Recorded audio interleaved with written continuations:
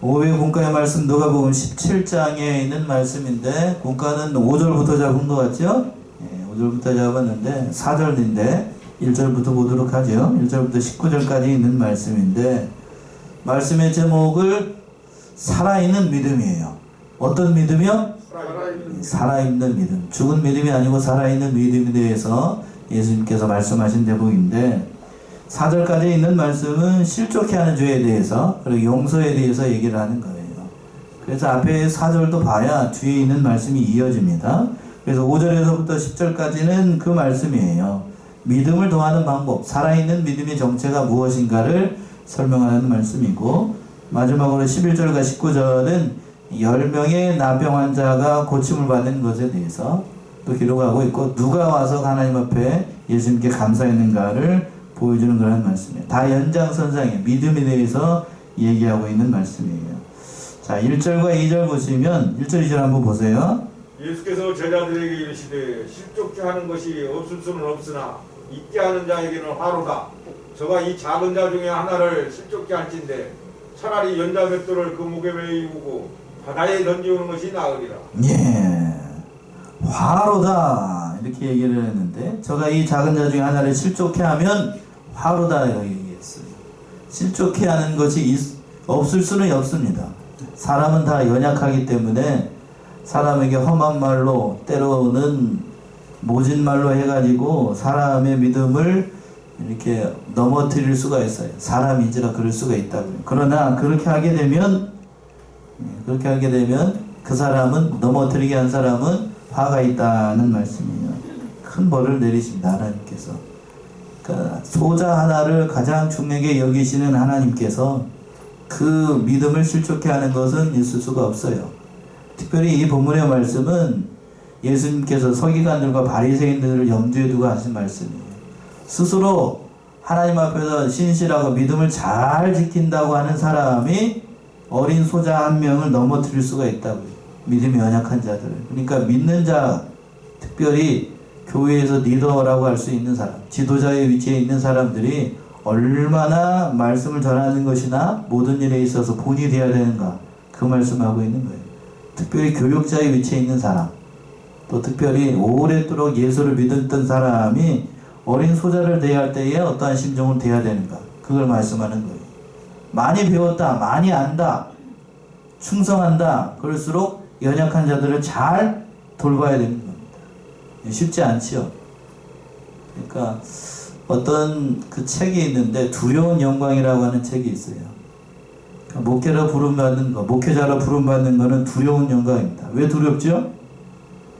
하나님 앞에서 충성하는 일인데 그것을 통하여서 잘하면 하나님께 영광이 되지만 잘하지 못하면 하나님께 영광이 되지 않으니까. 그러니까 우리가 이 사실을 깨달아야 되겠어요. 그리고 실족해 하는 자들은 어떠한 벌을 받게 되는가? 그 하반절에 있는 건 2절 하반절에서 그랬죠? 차라리 연자맷돌을 그 목에 메우고 어디에 던진다고요? 바다에 던집니다. 연자맷돌 아시죠?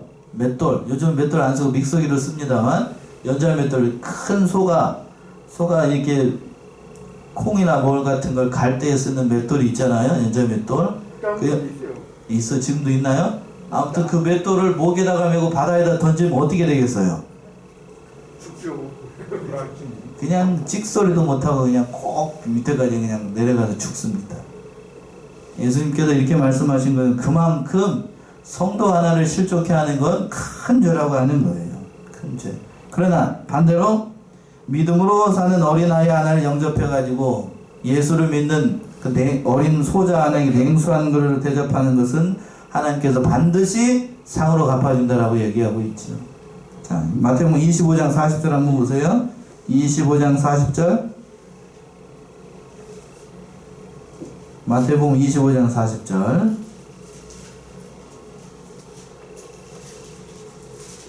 임금이 대답하여 가라사대 내가 진실로 너희에게 이르노니 너희가 여기 내 형제 중에 지극히 작은 자 하나에게 한 것이 곧 내게 한 것이니라 하시고. 예, 지극히 작은 자 하나에게 한 것이 누구에게 한 것? 내게 한 것. 저는 하나님께 한 것, 예수님께 한 것이라는 거예요. 그러니까 우리 교회 안에서 믿음이 연약한 자들, 특별히 또 어린 소자들, 믿음이 연약한 자들을 잘 우리가 돌봐야 되겠습니다. 비단 목회자한테만 이름 말씀을 하신 것이 아니라 우리가 이 사실을 깨닫고 어린 소자, 믿음이 연약한 자를 잘 돌봐야 되겠습니다. 자, 3절 보시면 또 3절이요. 너희는 스스로 조심하라. 만일 네 형제가 죄를 범하거든 경계하고 회개하거든 용서하라. 예, 너희는 스스로 조심하라 라고 얘기를 합니다. 자신을 잘 돌아보라는 얘기죠. 그리고 난 다음에 만일 네 형제가 죄를 범하거든 어떻게 하고? 경계하고 라고 되어 있는데, 형제가 죄를 범하게 되면 사랑하는 마음으로 경계하고 회개하도록 기도하라는 얘기입니다. 경계라는 말 참 중요해요. 경계. 자신도 경계하고 그 형제도 죄를 짓지 않도록 경계하고, 한마디로 제기하면 책망하라는 얘기예요. 책망. 그 죄에 대해서 돌이키도록 하라는 얘기입니다. 자, 오늘날 성도들에게 책망하는 것 쉬운 일이에요? 어려운 일이에요? 쉬운데 어렵지. 예? 책망하는 거. 오늘날 기독교인들 가운데 책망하는 것, 특히 목사가 책망하는 것이 쉬울까요? 어려울까요? 예? 책망하면 성도들 시험 들어가고 안 나와버립니다.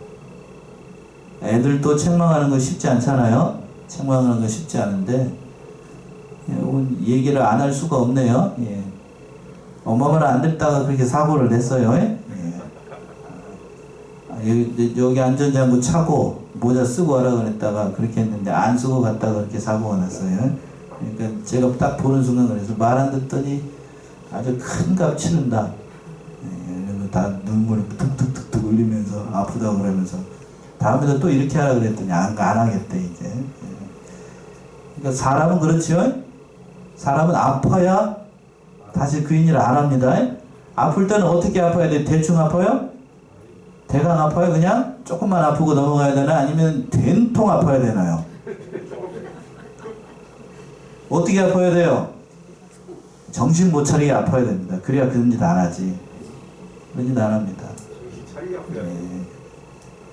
참 그런 거예요. 사람은 그래요. 사람은 책망을 할 때에도 그렇게 정신 바짝 나게 책망을 해야 되는데, 요즘 성도들한테 정신 바짝 나게 목사가 담임 목사니까 그냥 마음 벼르고 책망을 했다가는 성도 떠나버립니다. 성도 떠나버려요. 그래서 성경 말씀에 분명히 경계하라고 얘기를 했어요. 그게 참교의 표징이기도 하고, 말씀을 잘 전파를 하고 징계를 해야 됩니다. 징계를 잘 해야 되는데 징계를 잘하기가 요즘 어렵지요. 죄가 들어오게 되면 죄는 책망해서라도 쫓아내야 되죠. 바로 해야 되는데 요즘 성도들은 다 애들이어가지고 책망을 할 수가 없어요. 책망을 할 수가 없어요. 그러나 분명히 경계하라고 되어 있죠. 죄를 범하거나 어떻게 하라고요? 경계하라고 얘기를 했어요. 죄에 대해서는 반드시 경계해야 됩니다. 책망을 해서라도 바르게 세워야 되는데 쉽지 않아요. 쉽지 않습니다. 그리고 또 그것만 있는 게 아니고 회개하거든 어떻게 하라고요? 용서하라. 그 경계를 듣고 회개하거든 즉시 용서해 주라고 얘기를 했어요. 얼마만큼 용서해야 되는가? 그 말씀은 4절이죠. 4절. 만일 하루 7번이라도 네게 죄를 얻고 7번 네게 돌아와 내가 회개하노라 하거든 너는 용서하라 하시더라. 예, 실수는 만수이니까 얼마든지 용서해 주라는 얘기죠. 얼마든지. 사람은 다 실수가 있습니다. 허물이 없는 사람이 없고. 그러니까 오전에 말씀에서 연장선상에 있는데 허물을 바라보게 되면 그 사람 사랑할 수가 없어요. 그렇죠? 남편이 하면 아내의 허물을 바라보기 시작하게 되면 내 맘 같지 않은 사람이 한 사람도 없으니까 쉽지 않다고요. 그러나 그 죄를 회개하고 돌이킬 때에는 용서해주고 늘 하나님 앞에서 용서하는 마음을 가져야 살아있는 믿음이 된다는 얘기예요. 그 말씀을 하는 겁니다. 살아있는 믿음이라고 하는 거는 회개하는 마음이 있어야 되고 또 책망해주는 말씀이 있어야 됩니다. 나에게 좋은 소리만 하는 사람, 그 좋은 사람일까요? 나에게 좋은 소리만 하는 사람, 달달한 얘기만 하는 사람, 그 좋은 사람일 것 같지만 반드시 좋은 거는 아니에요. 예. 책망해주는 사람이 있어야 됩니다. 너 그렇게 하면 안 돼. 이렇게 얘기를 하는 사람이 진짜 친구예요. 진짜 친구. 그러니까 목사나 아니면 연배에 있는 사람들이 권면을 할 때에 잘 들어야 됩니다. 잘 들어야 돼요. 그래 이런 얘기를 들을 때에는 꼭 없는 사람이 있어요. 예. 들어야 되는 사람은 안 듣고 엉뚱하게 잘하고 있는 사람만 들어요. 예. 그러니까 우리가 인사전에 그 깨닫고 좀 잘해야 됩니다. 먼저 우리가 잘 돼서 하나님 앞에 바로 서고 그렇게 해야 되겠습니다. 또 이제 두 번째 대지는 믿음을 더하는 법에 대해서 5절에서부터 10절까지 있는 말씀을 통해서 교훈하신 말씀인데 5절 보시면 5절 사도들이 주께 여짜오되 우리에게 믿음을 더하소서 하니 예, 뭘 더해달라고요? 믿음을 더하소서. 믿음을 더해달라. 믿음이라는 게 뭔지 앞에서도 얘기했잖아요. 죄를 용서하고 죄를 회개하는 것, 또 그 형제를 용서하고 사랑하는 것, 말처럼 그렇게 쉬운 게 아닙니다. 말처럼 쉽지 않아요. 그러니까 제자들이 이렇게 물어본 거예요. 우리에게 뭘 더해달라고요? 믿음을 더해달라. 이 어떤 문맥인지 아시겠죠? 사람의 허물을 보고 용서한다. 말처럼 그렇게 쉬운 게 아니에요. 자식의 허물, 아내의 허물, 남편의 허물 보고서 용서한다. 말처럼 그렇게 쉽던가요? 쉽지 않잖아요. 제가 비단 예를 들어서 설명을 합니다만, 그래서 이 사도들이 그 얘기를 하는 거예요. 그래서 예수님께서 이 겨자씨 비유를 그래서 하는 얘기입니다. 어떤 믿음이 살아있는가를 예를 들어서 설명하는 거예요. 6절 보시면 주께서 가라사대 너희에게 겨자씨 하나할 만한 믿음이 있었다면 이 뽕나무대로 뿌리가 뽑혀 바다에 심기우라 하였을 것이요 그것이 너희에게 순종하였으리라. 예, 주께서 가라사대 믿음을 더해달라는 제자들의 요청을 듣고 예수님께서 예를 들어서 설명하시는 말씀이 이 말씀이에요. 겨자씨 하나할 만한 믿음, 말 그대로 생명이 있는 믿음이죠. 생명이 있는 믿음. 겨자씨, 전에도 한번 말씀드린 것 같은데 겨자씨 보셨죠? 저는 안 봐서 잘 모르겠어요. 최소한 씨보다 작다고 그러는데, 그러나 거기에는 뭐가 있냐면 생명이 있습니다. 그래서 지금 때에 겨자씨를 뿌려놓으면 좀 있으면 싹이 나서 예쁜 꽃이 피고 새가 깃들 정도로 큰 나무가 됩니다. 그런 생명이 있는 믿음이 있다라고 하면 뭐라고 그랬냐면 그 하반절에 있는 것처럼 이 뽕나무더러 뿌려가 뽑혀 바다에 심겨라 해도 그대로 된다는 얘기입니다. 뽕나무, 개혁성경 번역은 뽕나무라고 되어 있는데 이 엄밀하게 얘기하면 우리가 알고 있는 그런 뽕나무는 아니고 같은 종인데입니다만 그 유대에 있는 뽕나무는 굉장히 커요. 그리고 또 뿌리가 어떻게 되냐면 굉장히 깊이 들어간 나무입니다. 그러니까 뿌리가 잘 박혀서 뽑히지 않는 것들도 우리 심령 속에 있는 죄악된 것까지 생명이 있는 믿음이라고 하면 다 뽑아낼 수 있다는 얘기입니다. 생명이 있는 믿음. 자, 마태복음 17장으로 한번 가보세요. 마태복음 17장 20절. 마태복음 17장 20절. 여기서는 다르게 얘기를 했어요. 가라사대 너희 믿음이 적은 용구느니라. 진실로 너희에게 이르노니 너희가 만일 믿음이 한 겨자씨만큼만 있으면 이 산을 명하여 여기서 저기로 옮기라 하여도 옮길 것이요 또 너희가 못할 것이 없으리라. 예, 이 누가복음에서는 뽕나무가 바다에 던지라 그래도 뽑히게 될 거고, 여기서는 마태복음에서 뭐라고 그랬냐면 산에게 명하여서 얘기를 한다라고 하면 그 산이 옮겨진다는 얘기입니다. 영적인 의미가 더 중요한데, 산이라고 하는 것은 우리의 신앙을 가로막는 태산과 같은 그런 어려운 일들을 만나도 믿음만 있으면 능히 이겨나갈 수 있다. 다 돌파해 나갈 수 있다는 얘기예요. 그러니까 우리에게 이런 믿음이 있어야 되겠죠. 믿음이라는 것은 그만큼 중요하다는 얘기입니다. 그러니까 능력이 임하게 되고 믿음이라는 것이 그만큼 중요하다는 사실을 얘기를 하는 거예요. 능력이 임하려면 뭐가 중요한가? 하나님 말씀대로 우리가 순종하고 그 태산과 같은 일을 우리가 기도하고 그렇게 되면 그 모든 일들을 통해서 믿음이 더해진다고 예수님께서 말씀하고 있어요. 또 믿음이 더해지는 방법을 7절부터 10절까지는 종의 비유를 통해서 얘기를 하고 있는 무익한 종의 비유인데, 앞에서는 겨자씨 비유를 통해서 그 믿음이라는 것이 무엇인지를 얘기를 하는 거고, 또 7절부터 10절까지는 종의 비유를 통해서 살아있는 믿음이라는 게 뭔지를 설명하는 거예요. 이해되십니까? 살아있는 믿음. 자, 자, 보세요. 7절부터 10절까지 보게 되면 참 살아있는 믿음이 어떠한 것인가를 또 한편으로 설계를 하고 있는 거예요. 7절 한번 읽어보세요. 너희 중에 네게 밭을 갈거나 양을 치거나 하는 종이 있어 밭에서 돌아오면 저더러 곧 와 앉아서 먹으라 할 자가 있느냐. 예.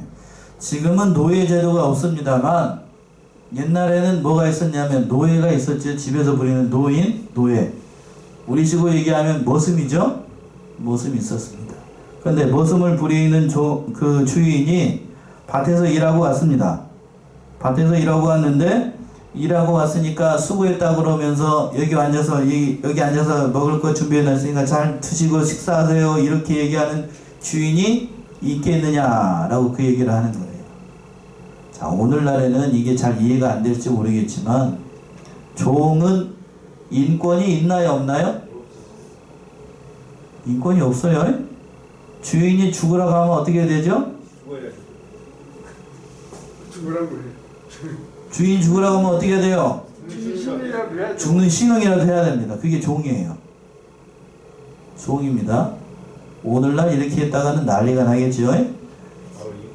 바로 그냥 어느 당에서 다 나와가지고 그냥 노동자의 인권을 존중하지 않는다고 그러면서 이런 악한 주인이라고 그러면서 난리가 날 거예요. 고발을 하고 막 난리가 날 건데 최저임금도 안 주면서 이를 부려먹냐고 그렇게 얘기를 할 것이지만 예전에는 그랬어요. 예수님께서 왜 이 비유를 들어서 얘기를 하고 있냐면 종이라고 하는 것은 그렇게 부리는 게 아니라는 얘기죠. 자, 8절 한번 보세요. 8절. 도리어 저더러 내 먹을 것을 예비하고 띠를 띠고 나의 먹고 마시는 동안에 수종 들고 너는 그 후에 먹고 마시라 하지 않겠느냐. 예, 이렇게 하죠. 오히려 보면 도리어 저더러 내 먹을 것을 예비하고 띠를 띠고 나의 먹고 마시는 동안에 수종 들고 너는 그 후에 먹고 마시라 하지 않겠느냐. 이렇게 얘기하는 주인이 오히려 더 그래도 관대한 겁니다. 보통 악한 주인을 만나게 되면 어떻게 되는가? 밭에서 일하고 왔어요. 자, 종이 밭에서 일하고 왔는데 일하고 왔으면은 수고했다라고 이렇게 얘기해주는 그 주인은 착한 종이에요. 얼마나 인격적인 그 주인이냐고. 그런데 보통 주인은 그렇게 안 한다고요. 빠지게 일하고 왔더니 집에 와가지고 뭘 하라고? 너 일하고 왔냐? 나 배고프니까 너 밥해. 이게 주인이죠? 맞아요, 안 맞아요? 맞습니다. 그래서 요즘 남자들이 간 큰 남자들이 보통 아내들한테 그렇게 얘기하죠. 빠지게 밖에서 일하고 왔는데 자기 배고프다고 뭐 해달라고 그런다고요? 뭐요? 밥 해달라고 그런다고요? 그런 남편을 뭐라 그런다고요? 뭐가 큰 남자? 간 큰 남자. 그런 남자들이 있으면 요즘 옆에다가 하얀색 종이에다가 뭐를 쓰라고 얘기합니다. 그렇게 하면 안 돼. 요즘 그렇게 하면 쫓겨나요. 잘못하면. 그러나 본래의 의미는 남편의 당연한 원인을 보고 얘기를 해야 돼요. 당연한 권리죠. 당연한 권리인데 그것도 요즘은 못해요. 남녀 평등 지향인 나라 해가지고 얘기를 하는데, 자, 의논의 말씀을 보게 되면 종은 마땅히 어떻게 되는가? 누구를 섬기는 거예요? 주인을 섬겨야 됩니다. 밖에서 일을 하고 왔다. 그 핑계에 불과해요. 네가 밖에서 뭔 일을 했든지 내가 배가 고프니까 주인을 섬겨야 될 거 아니야. 그리고 난 다음에 뭐라고 얘기를 했어요? 주인이 18절 하반절에서 보시면 나의 먹고 마시는 동안에 수종 들고 너는 어떻게 하라고요? 그리고 난 다음에 먹고 마시라. 먹으라는 거예요. 이렇게 말해주는 종은 그래도 착한 주인입니다. 착한 주인이에요. 보통 주인 이렇게 얘기 안 하죠? 네 알아서 해라. 네 알아서 해라. 이런 말 해주는 주인은 그래도 착한 거예요. 자, 그러고 난 다음에 우리가 이 말씀의 의미가 뭐겠어요? 하나님의 일을 맡은 하나님의 종, 사역자, 목회자, 그리고 오늘날 저와 여러분들에게 넓은 의미로 예수를 따르고자 하는 사람들은 피땀 흘리고 일했다라고 해서 어떤 대가를 바라고 일하면 안 된다는 얘기입니다. 뭐처럼 부려야 된다고요? 종처럼 생각해야 돼. 종처럼. 내가 이렇게 일을 했으니 하나님이 나를 알아주시겠거니, 목사님이 나를 알아주시겠거니, 그건 천만의 말씀이라는 얘기입니다. 살아있는 믿음이라고 하는 것은 이렇다는 얘기예요. 이렇다는 얘기입니다. 그래서 9절 한번 보세요. 또 뭐라고 얘기를 하고 있는가? 9절. 명한 대로 하였다고 종에게 살해하겠느냐? 주인이 명령을 했어요. 그러면 충성했다라고 해서 주인이 당연한 것을 했는데 그걸 가지고 살해를 합니까? 여러분 그래요? 예, 많이 그런 얘기 아니지요. 내 재산이니까요. 종은 그때 당시에 보게 되면 재산이에요. 기계가, 자, 요즘은 종이 일을 하는 게 아니고 트랙터나 경운기가 일을 하죠. 이 봄철에 돼가지고 다 일을 하게 되는데, 트랙터나 경운기 또는 예전에 같으면 소가 일했다고 해서 트랙터에 고맙다, 뭐가 고맙다 이렇게 얘기하는 사람 없잖아요. 당연한 겁니다. 당연한 거. 그 얘기를 지금 얘기를 하고 감사를 표하지 않아요. 종에게 감사 표하지 않습니다. 마땅히 해야 될 것을 했으니까 오늘날 이렇게 하면 안 됩니다. 오늘날 이렇게 하면 되면 큰일 나요. 큰일 나. 자, 10절 한번 보세요. 그래서 10절이 있어요. 이와 같이 너희도 명령받은 것을 다 행한 후에 이르기를 우리는 무익한 종이라 우리의 하여야 할 일을 한 것뿐이라 할지니라. 예. 그래서 이 말씀이 있는 거예요. 하나님의 일을 맡은 하나님의 종은 이와 같이 너희도 명령받은 것을 다 행한 후에 이르기를 우리는 어떠한 종이라? 유익한 종이라? 무익한 종이라. 우리가 하여야 할 것을 한 것뿐이다. 예수님이 직접 말씀을 하셨어요. 이렇게 보게 되면 살아있는 믿음이라는 것이 무엇인지를 예수님께서 교훈하신 거죠. 당연히 우리가 할 것을 했습니다. 저는 무익한 종입니다. 다만 하나님의 일을 감당하도록 하신 것이 너무 감사합니다. 자기를 부인하라는 얘기예요. 자기를 부인하라. 네가 아닌 것이 아니라 하나님의 은혜를 주신 것을 하니까.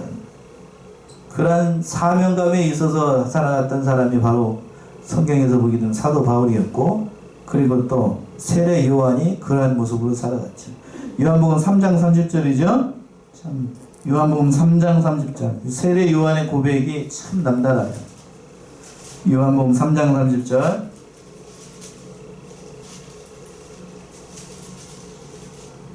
그는 응하여야 하겠고 나는 퇴하여야 하리라 하십니다. 예. 그는 어떻게 되고 흥해야 되고 나는 쇠하여야 하리라. 예수님은 흥해고 나는 없어져야 될 존재, 쇠하는 존재. 세례 요한이 그런 자기를 부인하고 오직 예수님만을 높이려고 했습니다. 그러니까 살아있는 믿음이라고 하는 이런 자세를 이뤄야 된다는 얘기예요.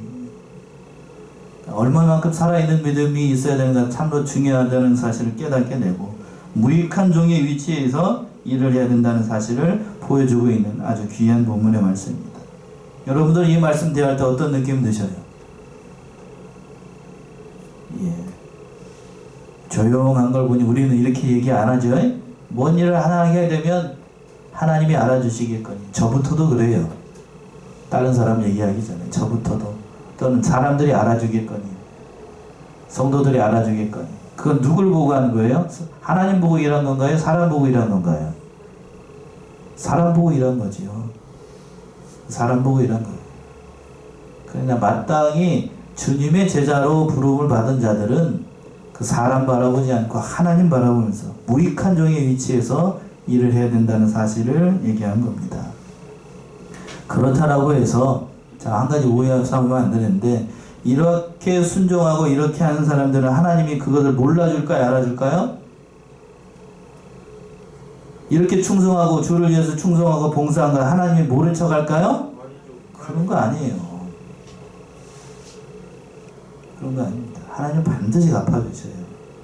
주를 위해서 수고한 것 이 세상에서 끝나는 게 아닙니다. 우리가 이 사실을 깨닫고 늘 하나님 앞에서 충성하며 살아있는 믿음으로 사셔야 됩니다. 살아있는 믿음으로. 오늘날 이렇게 살아가는 성도들이 많지 않은 것이 사실입니다. 많지 않은 것이 사실이에요.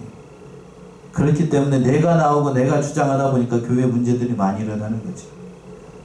사람 보고 일하게 되면 그 사람이 떠나거나 그 사람이 몰라주게 되면 떠나요. 교회 떠납니다. 그런 사람들 많아요. 자, 마지막으로 이제 11절과 19절에서는 10명의 나병 환자가 고침을 받았는데 누구만 나와서 이제 예수님 앞에 감사를 표하게 됐습니다. 그 말씀이 이제 세 번째 대제에 나오는데 11절 12절 한번 읽어보세요.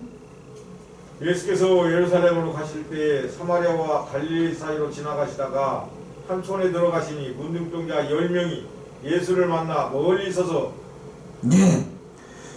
함천에 들어갔더니 문둥병자가 몇 명 있었다고요? 10명이 있었습니다. 그때 문둥병은 천병이라고 얘기를 했어요. 천병. 하나님이 주신 병이라고 생각을 해서 다른 가족하고도 분리가 되고 같이 살 수가 없어요. 같이 살 수가 없으니까 다른 곳에 모여 살고, 지금도 있죠. 우리나라도 지금은 소록도 없어요. 문득도 없어 지금은. 저 소록도 있잖아요. 소록도는 있는가 모르고 지금 없어. 네, 지금은 없어졌어요. 지금은 저기가 나왔어요. 백신도 나오고 치료약도 나와서 한센병이라고 얘기합니다만 지금은 없는데 예전에는 그랬어요. 예전에. 지금 코로나19랑 비슷하게 어려운 병이었습니다. 어려운 병. 그런데 그 가족하고 분리가 되니까 멀리 서서 예수님을 불렀던 거예요. 그러면서 그 말씀이 13절이죠. 13절. 소리를 높여 가로되 예수 선생님이여 우리를 긍휼히 여기소서 하거늘. 예. 소리를 높여서 멀리 있으니까 멀리서 예수님 앞에 우리를 어떻게 해달라고? 긍휼히 여겨다, 불쌍히 여겨달라. 우리를 고쳐달라는 얘기다. 한마디로 그렇게 소리를 질렀던 겁니다. 그러면서 또 14절 보시고, 14절 보시면 보시고 가라사대 가서 제사장들에게 너희 몸을 보이라 하셨더니 저희가 가다가 깨끗함을 받으니라. 예, 예수님께서 과거에 보게 되면 문둥병을 치료하실 때 여러 가지 방법으로 치료를 하셨는데, 그때에 문둥병자에게 그 환부에 손을 얹고 기도하신 때도 있었고, 또 여러 가지 방법으로 문둥병자를 고쳐주셨는데, 오늘 본문의 말씀에서는 뭘로만? 말씀으로. 멀리 있는 10명의 사람들에게 말씀으로만 어디에 가라고 그랬냐면 제사장들에게 너희의 몸을 보이라 라고 했어요. 이미 문둥병이 나은 것을 전제로 하고 얘기하신 겁니다. 그러니까 제사장들에게 왜 보이라고 했는가? 레위기 14장을 한번 가보세요. 레위기 14장 2절과 3절. 증거를 얻어야 되기 때문에 레위기 14장 2절과 3절의 말씀이죠.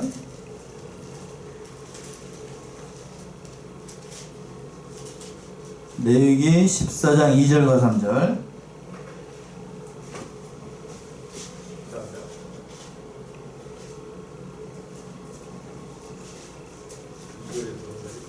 (14장 2절과 3절) 문둥병 환자의 정결해지는 날에 규례는 이러하니 곧 그 사람을 제사장에게로 데려갈 것이요 제사장은 진에서 나가서 진찰할지니 그 환자에게 있던 문둥병 환자가 나았으면, 예, 나았으면 어떻게 하라는 내용이 그 뒤에 쭉 나오게 되는데, 제사장이 왜 이것을 진찰을 하도록 했는가, 보도록 했는가, 깨끗함을 받았는지를 제사장이 그 선언을 하고, 그 가족을 어떻게 할 수 있는 권한이 있냐면 돌려보낼 수 있는 권한이 누구에게 있었어요? 제사장에게 있었어요. 그러니까 예수님께서 제사장에게 보이라고 하는 얘기는 병이 다 나았으니까 가족에게 돌아가서 모든 일을 다 감당을 하라, 이렇게 말씀해 주신 은혜의 말씀이죠. 그런데 가다가 어떤 일이 발생을 했는가? 5절 6절이요. 15절 16절. 그 중에 하나가 자기의 낳은 것을 보고 큰 소리로 하나님께 영광을 돌리며 돌아와 예수의 발 아래 엎드려 살해하니 저는 사마리아인이라. 예, 10명의 문둥병자가 다 나음을 받았어요. 육신적으로 병이 깨끗함을 받았다고요. 그러면서 가다가 큰 소리로 한 사람이 돌아와가지고 누구한테 돌아왔어요? 예수님 앞에 돌아와가지고 무릎을 꿇고 그 모든 것에 감사해가지고 예수님 앞에 살해를 했던 겁니다. 그런데 그 살해한 사람이 누구인가? 16절 하반절에 사마리아 사람. 사마리아 사람. 전통 유대인들이 개같은 사람으로 혼혈족이라고 손가락질 했던 그 사마리아 사람만 예수님께 돌아와가지고 자기의 병을 고쳐준 것을 감사했던 거예요. 왜 이런 일이 발생을 했는가? 다른 사람들도 이 얘기를 보게 되면 다른 9명의 사람들은 유대인이었다는 얘기죠? 그렇죠? 그 유대인들은 누구에게 돌아오지 않고 예수님께 돌아오지 않았어요. 그런데 사마리아 사람은 예수님께 돌아와가지고 감사를 표했던 거예요. 이게 무슨 얘기인가? 진짜로 살아있는 믿음이라는 것은 누구에게 돌아오는 걸까? 예수님께 돌아오는 거예요. 그 얘기를 하시고 싶은 겁니다. 육신적으로만 감사하고 자기 중심으로만 살고 가족만 중요하게 여기는 건 그건 살아있는 믿음이 아니라는 얘기입니다. 오늘날의 성도들이 이런 신앙으로 기울어진 성도들이 많아요. 자기만 알고 자기 육신만 중요한 줄로 알고 자기 가족만 잘 되기를 바라는 사람들, 그거는 살아있는 믿음 아니에요. 누구에게 돌아와야 된다고요? 예수님께 돌아와야 됩니다. 예수님께 돌아와야 되만 육신적인 신앙에서 영적인 신앙으로, 구원 얻는 신앙으로 돌아올 수 있다는 얘기예요. 그 말씀을 해주는 겁니다. 그래서 안타까운 그 모습을 보고 예수님께서 17절과 18절처럼 얘기를 하시죠. 17절 18절 보시면 예수께서 대답하여 가라사대 열 사람이 다 깨끗함을 받지 아니하였느냐? 그 아홉은 어디 있느냐? 이 이방인 외에는 하나님께 영광을 돌리러 돌아온 자가 없느냐 하시고. 예, 안타까운 말씀이에요. 17절 18절 보시면 예수께서 대답하여 가라사대 열 사람이 다 깨끗함을 받지 아니하였느냐? 그 아홉은 어디 있느냐? 이 이방인 외에는 하나님께 영광을 돌아온 자가 없느냐 하시고, 이방인만 와가지고, 하나님을 모르는 이방인만 와가지고 하나님 앞에 영광으로 돌리고 있는데 하나님을 안 한다고 하는 유대인들은 어디 있느냐는 얘기죠. 뭐가 잘못돼도 한참 잘못된 거예요. 목사님 강의에서 보니까 이거 배은망덕한 것이다고까지 과격하게까지 얘기를 하셨는데 진짜 그런 거죠. 얼마나 이게 병 고쳐졌더니 지 볼장 다 보고 있어. 지 볼장 다 보고 있어. 그러니까 우리가 이 사실을 깨달아야 되겠어요. 병을 낫는 게 중요한 게 아니고 누구에게 돌아오는 게 중요하다고요? 예수께 돌아오는 게 참으로 중요합니다. 마지막 19절 말씀이 그 말씀이죠. 19절 보시면 그에게 이르시되 일어나 가라. 네 믿음이 너를 구원하느니라 하시니라. 예, 19절 말씀이 참 중요합니다. 그에게 이르시되 일어나 가라. 네, 뭐가 너를 구원했다고요? 믿음이 너를 구원합니다. 살아있는 믿음이라고 하는 건 이 말씀이에요. 예수님께 돌아오는 건 그 믿음이 너를 구원했다는 얘기예요. 그러니까 감사하는 믿음 속에 살아있는 믿음이 있었기 때문에 예수님께 돌아왔었고, 그 모든 말씀으로 예수님께 돌아오는 자들은 구원을 얻는다고 하는 거예요. 나머지 9명은 어떻게 됐는가? 육신적으로만 구원을 얻었어요. 영적으로는 구원의 은혜에 임한 것이 아니라고 하는 거예요. 그러니까 이 말씀 속에서 보게 되면 그런 의미도 담겨 있어요. 교회 안에도 예수님을 믿고 예수님을 체험하고 예수님의 은혜로 살면서도 뭔 중심으로 사는 사람들이 있고, 육신 중심으로 사는 사람들이 있고, 또 그렇지 않고 영의 중심으로 사는 사람들이 있다는 얘기입니다. 육신 중심으로 사는 사람들이 10명 중에 몇 명이었어요? 9명이었어요.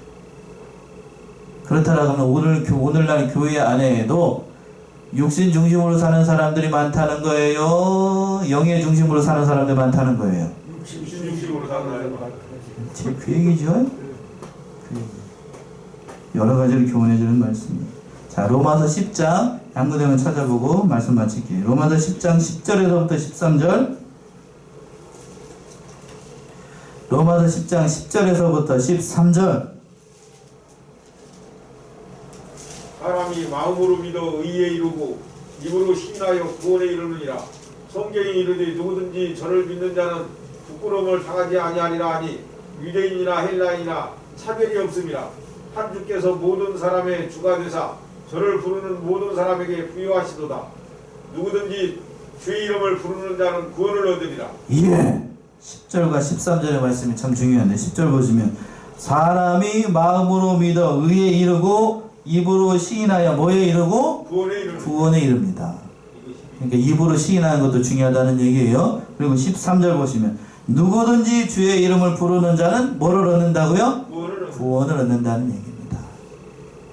참으로 중요한 말씀이죠. 오늘 본문의 말씀 10명의 문득병자가 다 고침을 받았는데 주님께 돌아와서 그 믿음을 고백했던 사람은 사마리아 사람 그 한 사람이었어요. 우리도 이러한 지경에 빠지지 않도록 해야 되겠습니다. 9명과 같은 사람이 되면 안 돼요. 늘 하나님 앞에 감사하고 그 하나님의 은혜에서 살아가는 저와 여러분들이 되어야 되겠습니다. 기도하겠습니다.